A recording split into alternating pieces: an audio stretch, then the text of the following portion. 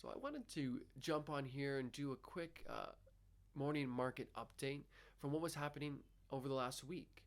So I'm watching sales and transactions for the city of Toronto from week to week to see how things are going.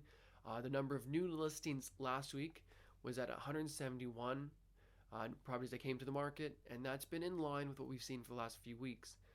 The sales though have been up, went up to 108. So 108 still properties sold last week, and that's higher than the week before, and even higher than the week before that. So we're seeing a steady increase in not just the showings, but the number of properties sold. And then when I look at the number of closings for last week, there was 126 properties that closed in the city of Toronto. Lawyers are now functioning virtually and able to help buyers and sellers still close on their property and maintain social distancing.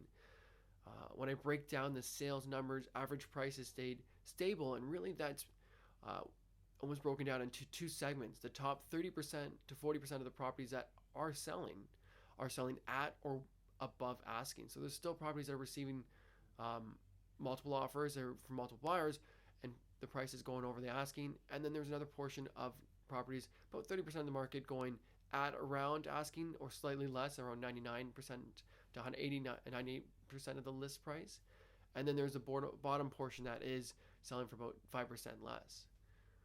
Overall, though, we've seen the average down market at 19 days, which is not surprising in this market because we're adding additional steps to the buying and selling process.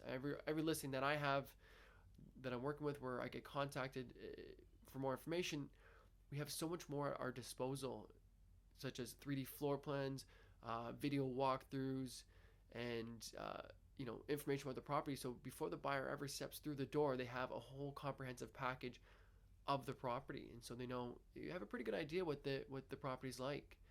That is to stay in line with our social distancing protocol.